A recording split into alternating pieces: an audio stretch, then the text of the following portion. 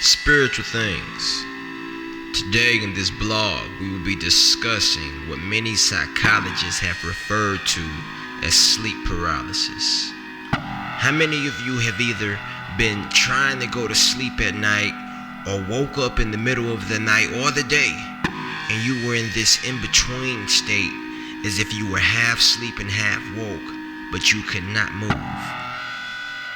Many of you while in this state felt something present that you could not see, something violent that pumped fear into you. How many of you while in this state felt hands or some type of force holding you down, or even felt something trying to hit you or choke you?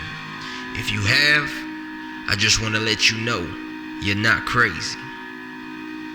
This situation is a very spiritual experience, and usually what's present there with you is some type of spiritual being.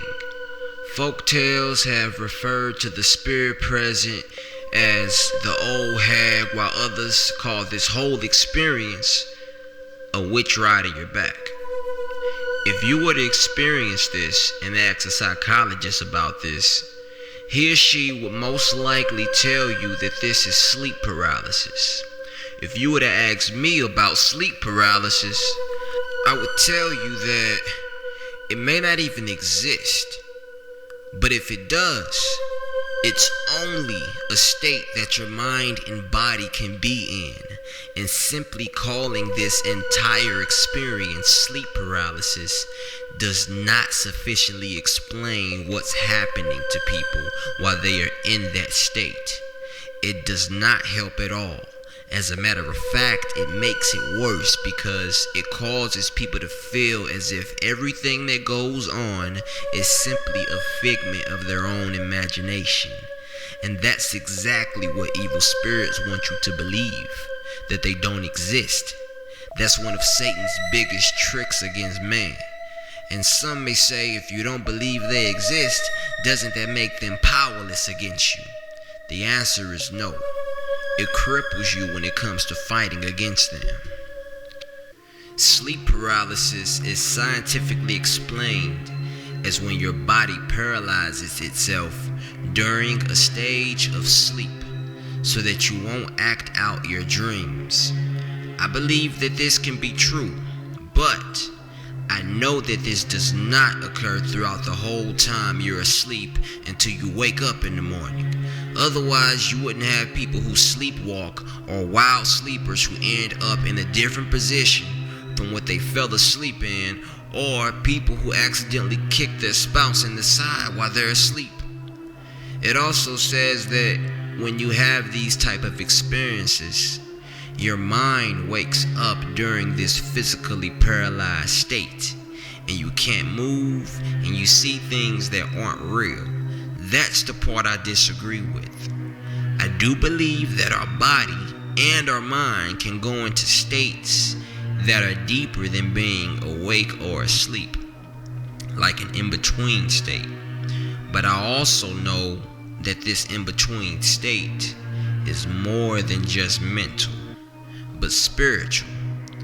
Sleep paralysis may very well be a doorway to the spiritual side of this world, but know that the entire experience itself is not sleep paralysis. That's simply the state that our mind and body is placed in. What comes after that is not sleep paralysis, but actually a spiritual encounter. But don't get excited just yet or even afraid, because I'm not saying this to pump fear into you, but to protect you.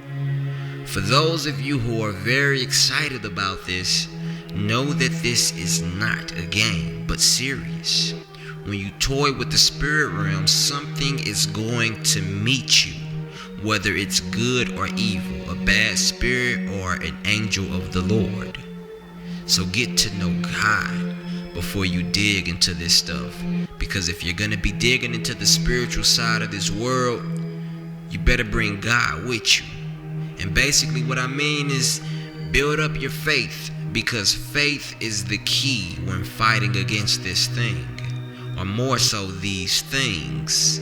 Because if we were to call these spirits an old hag, then we would need to let it be known that there are many of them and not just one that comes to visit everyone from time to time. Now, about the spiritual beings that come while we are in this state, I've mainly seen them in one form, and that's a black shadowy figure, basically a silhouette.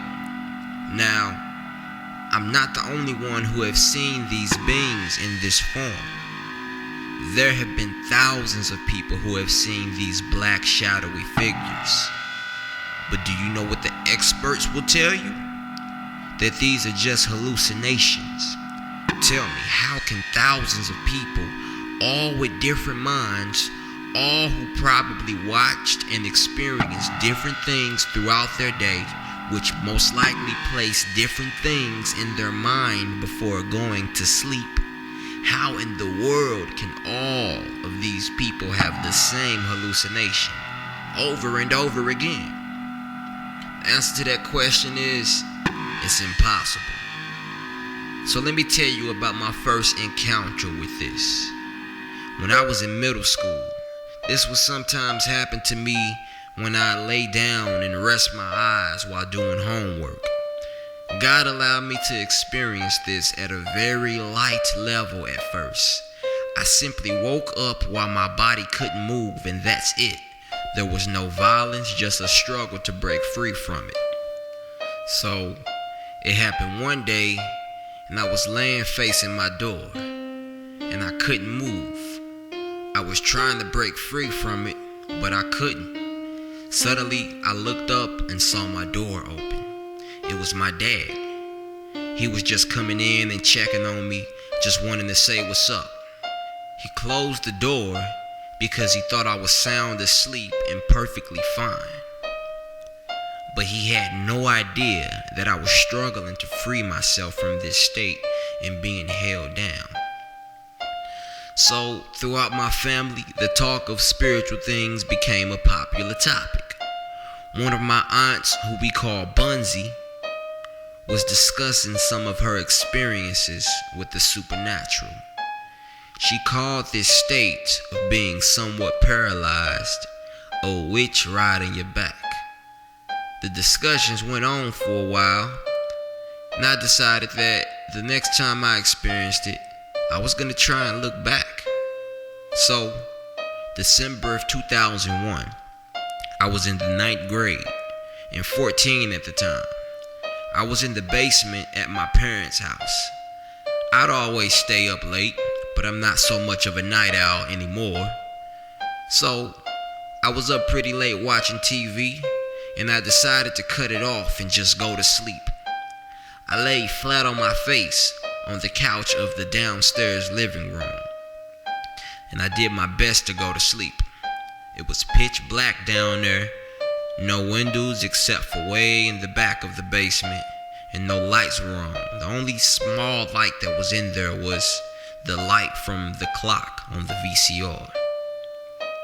Suddenly, I couldn't move, and I knew exactly what was going on.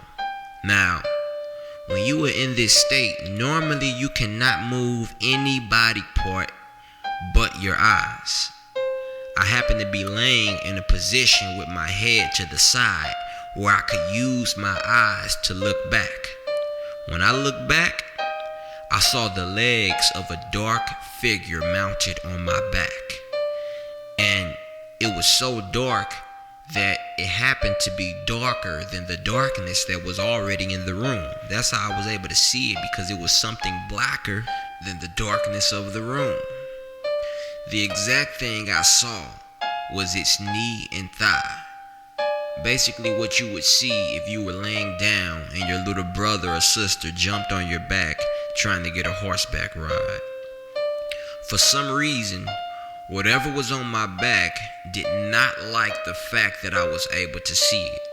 Suddenly my head jerked forward, and it was as if my ears were plugged up and something began to choke me. It shook my head up and down as it was choking me.